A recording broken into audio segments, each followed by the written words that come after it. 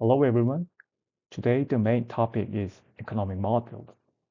We will look at why economists use models and how models simplify the reality and how different models help us understand the economy as a whole. An, an economic model is a you know, simplified description of reality that allows economists to make prediction about the economic behavior. The real world economy is incredibly complex. Millions of households, firms, and government interact every day, making decisions on production, consumption, saving, investing, and trading. This complexity can overwhelm us, so economists build models to act as roadmaps of reality. The map is not the entire world, but it helps us navigate.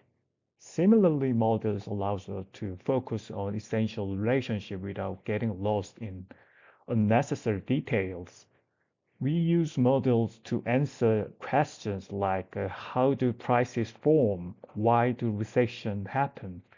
What determines unemployment? How does monetary policy affect the economy? Models help us generate hypotheses that we can test using data. Even though the economy is complex, it produces patterns we can see over time. Economists call these patterns stylized facts. Patterns like a fitting cycle are reliable enough that economists using them as a clue to build models. From these stylized facts, the economists can build theoretical models to identify relationship based on economic reasoning and mathematics. And empirical models can test those theories using real-world data and econometrics. Let's look at two models you will encounter in economics. First example is supply-demand model. This is a theoretical model that describes how prices and quantities are determined in the market. We simplify reality by assuming buyers and sellers behave predictably, and this allows us to determine equilibrium price and quantities. Second example is ISLM model. This is a macroeconomic model that links IS, the relationship between investment and saving, and the LM, the relationship between liquidity preference and money supply. Together, the ISLM model describes how interest rates and output interact in the short run. These are just two examples of how economists simplify complex interactions into a manageable picture that highlights key mechanisms. Macroeconomists tend to emphasize either the supply side or the demand side of the economy. Some economists believe supply is the primary driver of economic activity.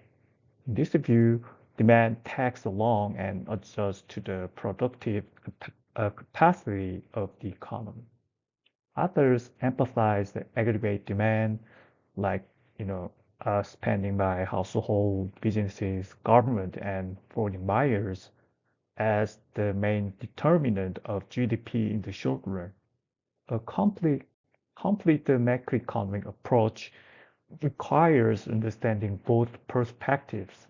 This is why we need the aggregate demand and aggregate supply model, and it integrates both views.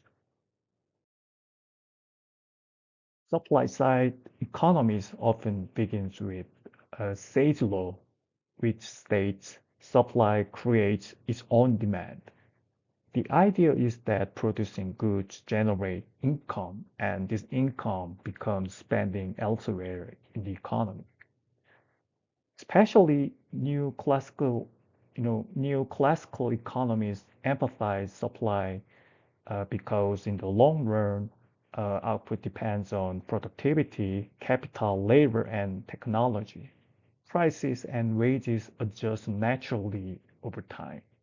However, this supply focused view has a limitation. In the short run, recession and depression can occur when, you know, productive capacity is high.